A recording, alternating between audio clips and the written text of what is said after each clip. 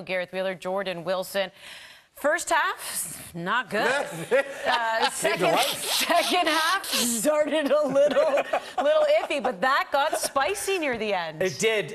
We thought on the 2-0 goal, Levonte Johnson with the brace, that this tie was done and dusted. Now it's like one of those moments. So you're saying there's a chance. Like that glimmer of hope came to life. Lucas Diaz came into the game in the 90th minute, and what a big goal for Malcolm Shaw. And Cavalry didn't play poorly. When we go through the highlights here, you'll see how the two goals that the Whitecaps scored, how they played out here today.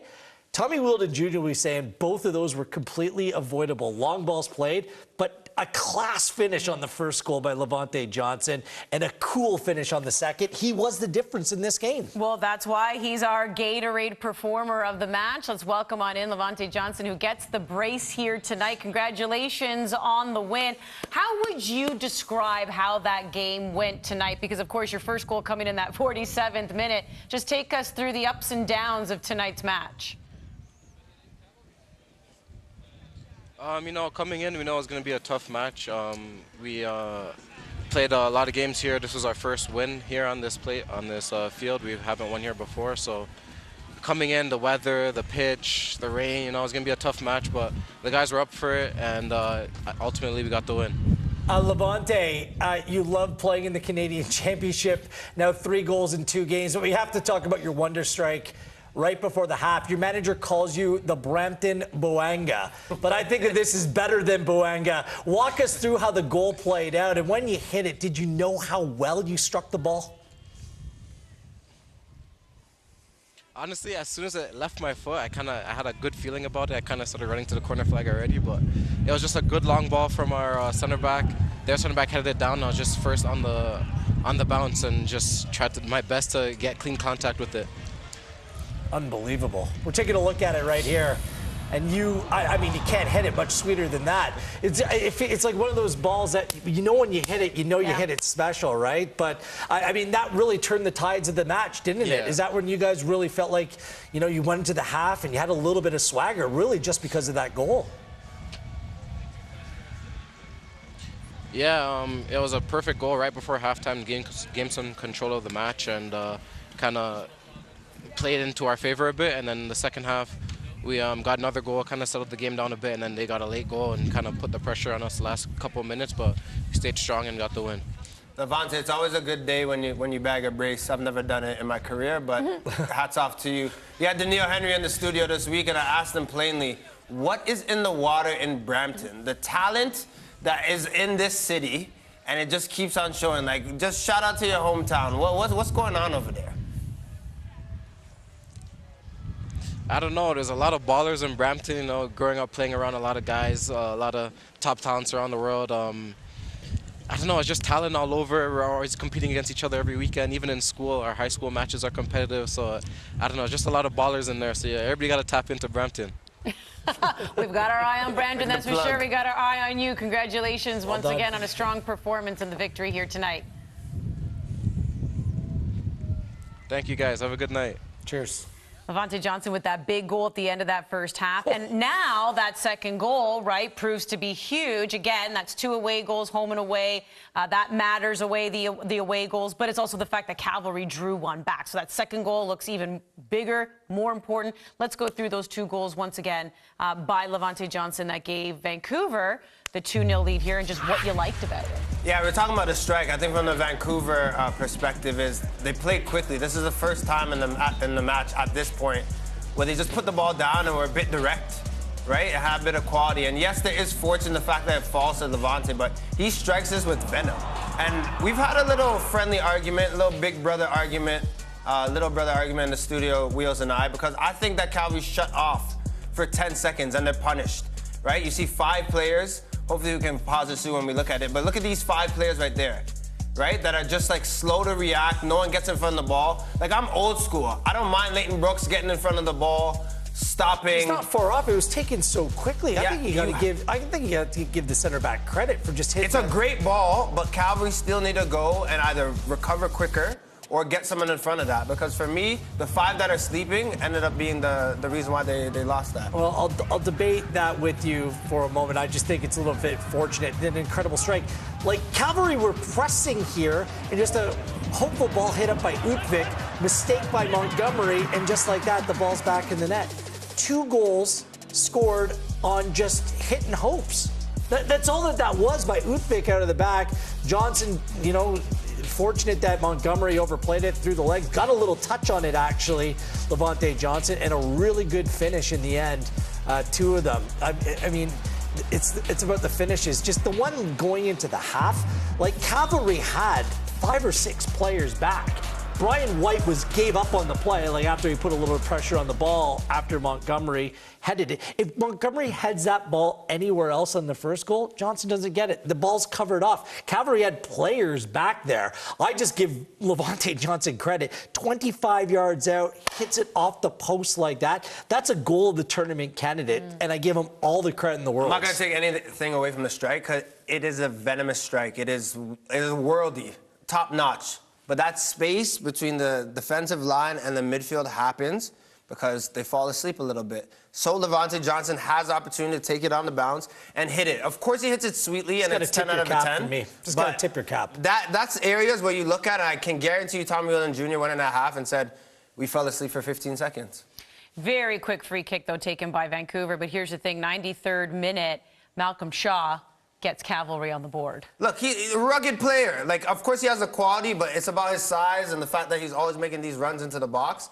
And he's the benefactor of this. I think to get that goal and to get yourself into that position, that is just will. And he's come off the bench to maybe... Oh, Ryan Gold that close. You're thinking that could be 3-0, right? But this is for me, Calvary have worked on playing tiki-taka football in some ways, and I like how a bit direct they are here. Gutierrez says, you know what, let me just do that little switch. Watch Shaw here at the top of the screen. Like, he's just on the shoulder of the defender. Make sure he's in that area. Great ball by Diaz. He was just a difference maker since he came on. It puts enough juice on it to put that in the corner. That was like a feather with poof. Oh, yeah. But it went in. It's a nice little putt. Just tap it in. Bomber's going to be kicking himself, though, because as a goalkeeper, he's covered off that near post. But on a play like that, it's like in slow motion, and you're frozen, and you're leaning to your right when you need to be leaning to your left. All that Shaw had to do was steer that in. Give that number 20, Lucas Diaz, all the credit in the world. Came off the bench in the 90th minute. And I'm thinking to yourself, why now? Yeah. Like, it seemed late. Well, he rewarded his manager for bringing him in. That's a great slip pass between the lines. And that's what Cavalry were begging out for, crying out for all game long. A number 9 that could get in the back. Like, they were playing Camargo in that position. He's fine in terms of hold-up play, and defensively was good, but he's a player that's better playing underneath. There was no vertical threat, no one to get in behind the back line. The Cavalry missed that kind of player since Meyer Bevan didn't rejoin them for this season. So you had Warshevsky and Brooks. They get on it in the wide areas. They'd be like, who's going over the top? Nobody. They made life far too easy on Vancouver Whitecaps. And if I'm Cavalry, and I'm building out not only for this competition, but the rest of the season, they need to find that type of striker. Malcolm Shaw kinda, sort of is, but not the prototype, not the same player that Meyer Bevan is. That's the missing link in their team for me. I think they have the player. I think Warshevsky is that guy. I think tonight he did a shift playing right wing or on the wing, on both wings. But I think he needs to be playing in that number 9 down the middle. Yeah, okay, is he the prototype striker that's getting on crosses, always living in the box? No, but I think he has the size. I think he has a knack for goal. I think today, though, they did with the Camargo playing in the middle and sitting back. But I agree with you, Wheels. They didn't have that threat. But I think Warshevsky could be that guy. Cavalry did have their chances in this one early on before they ended up getting that 93rd minute goal. What did you make of these chances that they were able to create, but as you guys have been saying, just weren't able to finish on? Yeah, that final product was lacking today, Andy. I think the build-up, though, you can see this side really knows each other. This was a gift given Camargo. But Warshevsky, again, you would want to see him being in the box for this as opposed to one setting it up. But flick on header, class from Camargo. Brooks, it's one of those things, if he gets it on target, you can dream. This could maybe be a goal. But here, Wheels, again, your guy, you called him from the beginning of the season, quality player, but he was on the end of most of the chances, but just didn't have that last bit. look at the football being played. Look at Vancouver's press is very good in Major League Soccer. Look at this build-up play. Tiki taka. Just sit back and enjoy, because they could work the ball around. In the first half, neither team, in fairness, was working the ball around. The pitch was slick. Perfect ball over the top right there, Brooks. That's 3 efforts we've seen in this pack where just that last touch by Brooks wasn't there. But that's wonderful build-up from the back. And this one right here. Shaw, it was right after he scored, too. It was. You're hoping he doesn't little Zidane touch or hits it first time, but this is the dying efforts from Calvary, right? This is something to be proud of. Still going, still chomping away, trying to find that equalizer. Too little, too late, but you like the effort from the side. Yeah, they improved as the game went on. Again, just that final ball, that final play in the attacking third, that it once or twice, but just not enough on this night. Well, they do get one back, so they do give themselves hope in that second leg, although Vancouver Whitecaps definitely holding the advantage here. They get the win tonight. They get the 2 away goals, but can Cavalry make something of it as the second leg goes May 21st, 10 p.m. Eastern, right here on One Soccer. When we return, we'll hear from Vanni Sartini. He's been very vocal. He has not been secretive at all that he wants this team to win the three-peat. They enter this tournament at the quarterfinal stage, and it's a nice win for them. We'll hear what Vanni Sartini has to say about it next on One Soccer. Toyota's electrified vehicles are for everyone. Every chauffeur, snack connoisseur, every scenery soaker, practical joker, every road tripper, toe dipper, every 9-to-5er, every long driver. Starting over 20 years ago with the Prius, we now have the largest lineup of electrified vehicles in Canada, because this journey belongs to everyone.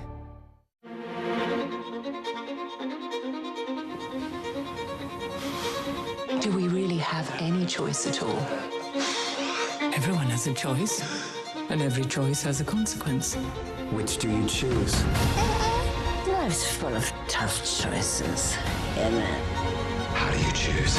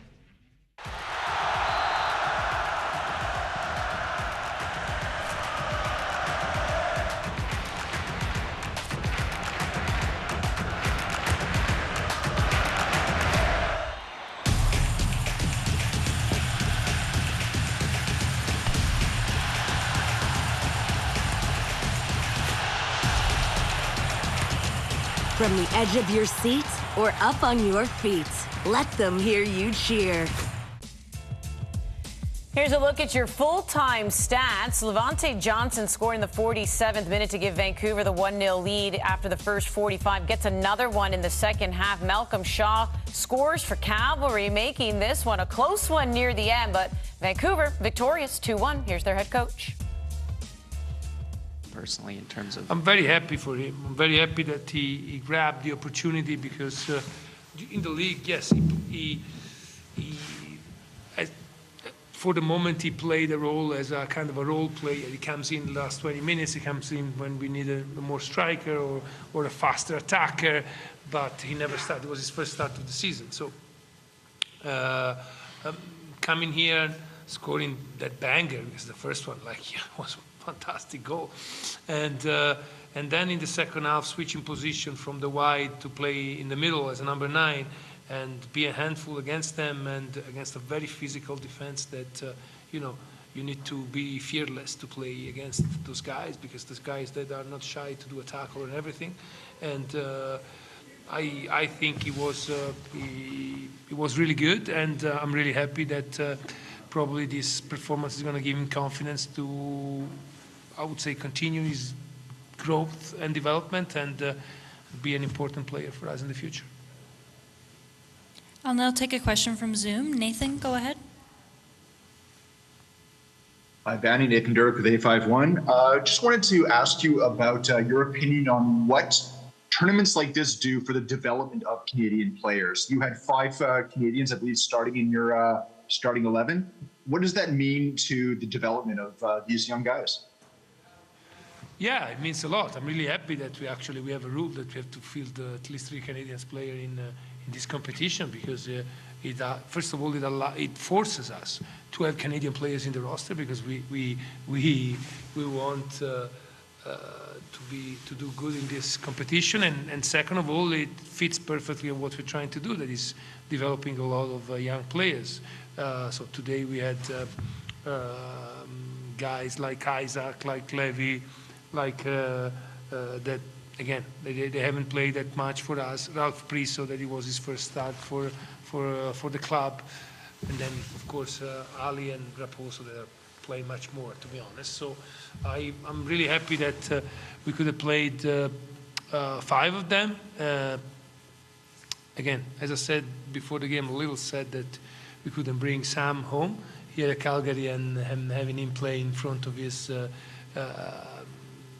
the people of the city and probably his family watching the game, looking at the game. So that, but I'm really happy that we could field all these Canadian players. Also because I think that in this competition, if they have to give the 1% more, they do it, because of course it's the national competition and we all want to have a little bit of pride trying to win it again.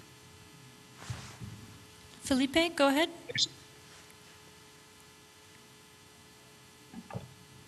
Hey, Vanny. Congratulations on the win. I just wanted to ask you about the substitutions. We saw that you had 6 substitutions instead of just 5. I was wondering which of the substitutions was a concussion substitution that allowed you to get the extra substitution? Yes, one of their players got substitute because he got a concussion. So the referee, the 4th official, came to us telling us that we had an extra substitution.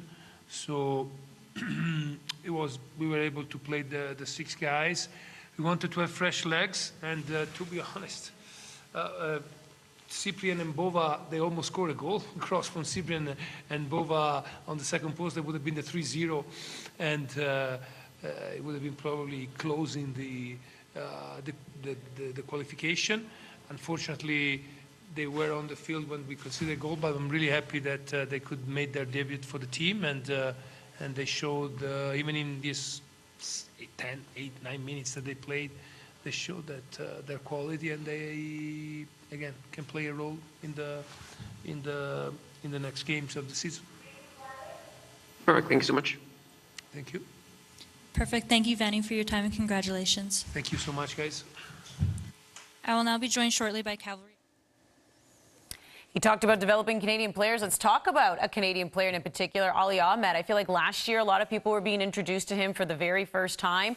This is a player who went on to do, obviously continues to do good things with Vancouver, ended up getting a call-up as well under John Herdman. We saw him at the Gold Cup.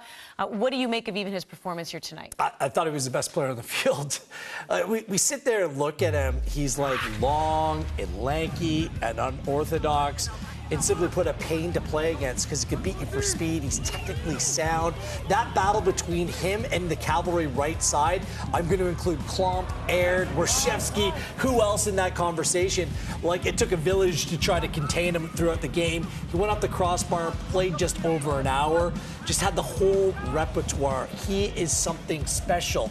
And I could just picture how difficult it would be to actually try to contain this player. I don't think you can. I don't think you can. I think your best bet is to maybe force him inside and try to ask for help. I don't think Ali Ahmed knows if he's going right or left. Like you said, Wheels, he's gangly, he's shifty, he has a bit of pace to him. The way he skips by players, he just looks confident. Dare I say it, he looks better this year than he did last. Like, he's just growing and growing game by game. Even when I watch him in the season, the MLS season for Vancouver Whitecaps, he can play inside, he can play on the left, he can play on the right. You can literally use him any spot of the pitch, and he'll give you a shift and he'll give you heart. He has the perfect balance of desire, but also that skill. Yeah, and, typically you'd like to see him play down the right and Sam Adekubi down the left. Thought it was class by Sartini to bring up Adekubi. Suffered an injury on a weekend. It sounds like it might keep him out for a little bit of time, but it would have been something special to play back in Calgary in front of his family. So that one hurts, but in Ali Ahmed, I mean, he is going to be the next player, significant player to move on from the Whitecaps to somewhere bigger. He is that good. Pretty much a mainstay with the Canadian national team, do you think? I think he's earned it. Yeah, it's just about where, right? Yeah. Like he also ended up coming inside and playing in the inside to finish the game. There's so many of that type for the national team, but you have to think that there's a place for him for sure. Can he play in central midfield with this team? I mean, I would venture to guess that would be a possibility. Love talking depth. Let's hear from Dan Klomp when we return.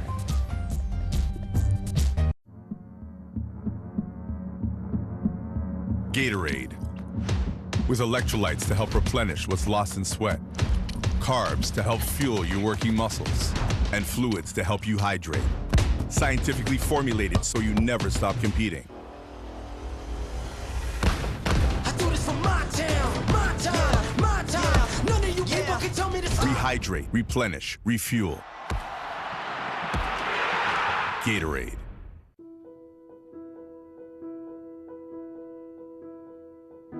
To play.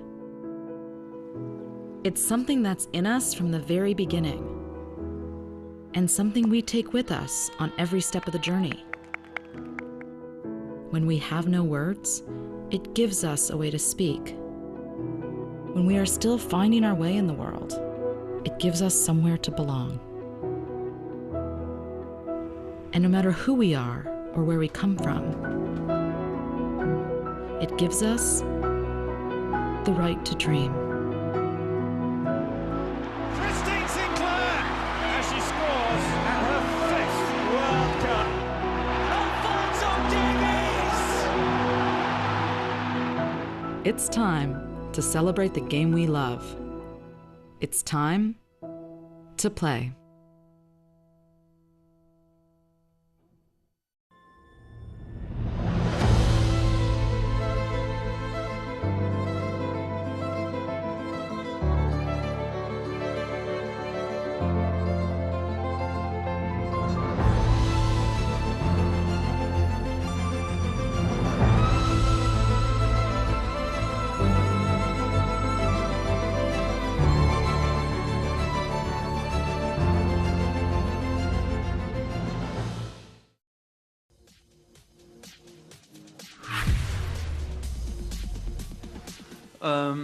I think we're going into the game with, I felt like a little bit of anxiety. The way we played was not like us. We were playing way too much backwards, not provoking enough, and we played into their pressing traps. I think the biggest chance we created was their shot on their own goal, basically, and we got a couple chances, and second half we started to play like ourselves again. A lot more courage, a lot more playing forward, running forward. And yeah, the goals that we gave away are a bit, especially the first one when it's 10 seconds before halftime, makes it look a lot worse. Yeah. That said, that particular goal, you guys in big games, they're worldlies against you. They don't. I mean, you start banging your head about that kind of a goal again? No, we don't think like that. We know what we have to do to prevent those goals, and we have to play over their defense and make them face their own goal, and yeah, that was our mistake. Dan, it just seems that, it took something extra for Vancouver in order to kind of beat you guys in a way, just momentary lapses, if you will. But is there encouragement in that, knowing that if you continue to play in your way that you might have a chance, knowing now it's still just a one-goal difference despite the away goals? Yeah. Yeah, we've been training a lot on our defensive plays, and I think we've been very solid. There's not a lot of teams that break us down easily, and yeah, now I think we take a lot of positive from the second half. Like I said before, the courage, the playing forward, finding the pockets, and creating chances.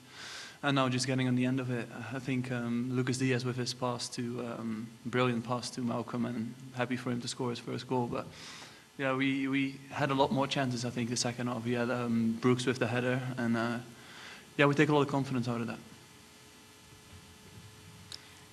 Perfect. Thank you, Dan, for your time. Quite a bit to dissect there. Dan Klomp kind of saying, like, we weren't ourselves to start this game, but at the same time acknowledging the Malcolm Shaw goal gives them hope in that second leg. Right, both teams were playing back rather than forward. I think it was just the conditions. I don't know, they just kind of felt out one another for a little bit because it's two legs. It was just like slow and sloppy, but he's right. The play got much better in the second half. Yeah, I think this is, you're seeing, especially in the first half, this was a case of neither team wants to lose. Yeah. But I'm hoping, and maybe I'm spoiled just from the CF Montreal and Forge match that happened earlier, is you want to see both teams who want to go out and win. I think you saw that from Calvary just a bit too late. If they can start the next match like that, there's something in it for them. But I don't want to keep saying that. You got to go from the first whistle and take it to the opponent. Just remember, the next time that they play at BC Place, the match immediately following is Messi coming to BC Place. Very true. So we'll see what that means for selection for Vanni Sartini. It's not going to be an easy stretch of games for the Whitecaps. No, it should be a good, and you're right. I wonder sometimes, too, if these two teams, because it is also two legs, you always have that, maybe that first game where even though there's a feeling out process, they have history here in the Canadian Championship, but they haven't played against each other since 2022. Jitters. Cavalry won in 2019, Vancouver won in 2022. Who's going to be the one to break the tie? But yes, things opened up in the second. Let's just hope they pick up where they left off in that second leg, that's for sure. It's a 2-1 win for the defending Canadian champions, Vancouver Whitecaps, defeating Cavalry 2-1 here. Second leg goes next week. You know you can catch all of the TELUS Canadian Championship games right here on One Soccer. On behalf of everyone, thanks for tuning in tonight, Canada. We'll see you next time.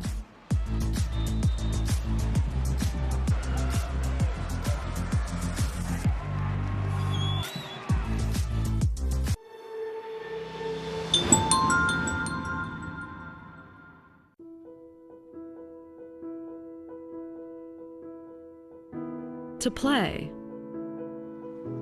It's something that's